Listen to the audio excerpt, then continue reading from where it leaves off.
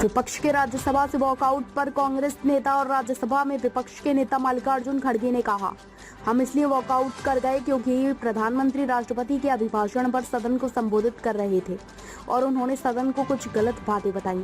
झूठ बोलना और सच्चाई से परे बातें कहना उनकी आदत है। मैंने उनसे बस इतना पूछा कि जब वे संविधान के बारे में बोल रहे थे तो आपने संविधान नहीं बनाया, आप लोग इसके खिलाफ थे।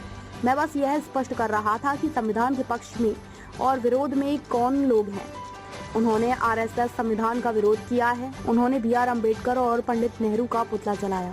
वे बार बार कहते हैं कि हमने बी.आर. अम्बेडकर का अपमान किया। उन्होंने वहां लोकसभा में कहा और वे आज भी यही कह रहे हैं। मैं बताना चाहता था कि बाबा साहेब ने संविधान सभा में क्या कहा है और आरएसएस ने ऑर्गेनाइजर में क्या लिखा है। और मैंने सिर्फ उनको इतना ही पूछा कि जब वो संविधान के बारे में बोले कि आज लोग संविधान के लिए बचाने के लिए डंडोरा पीट रहे हैं, ऐसी बात उन्होंने कही तो हमने ये कहा, देखो संविधान तो आप नहीं बनाए, संविधान के आप विरोधी थे, इसीलिए मैं वो क्लैरिफाई करना चाहता हूं कि कौन संविधान के फार थे, कौन संविधान के खिलाफ थे, किसने संविधान बनाया, किसने संविधान के खिलाफ बात किया, वो मैं उनके सामने रखना चाहता था।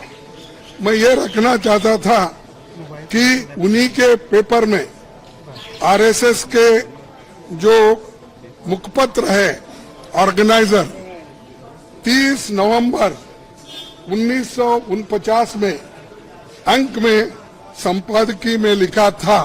ये ऑर्गेनाइजर तो ऑथेंटिक पेपर है उनका, ये उनका ऑफिशियल पेपर है।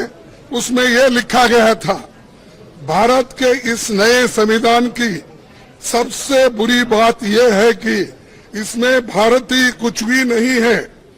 प्राचीन भारत के अद्भुत संवैधानिक विकास के बारे में इसमें कोई जिक्र ही नहीं है।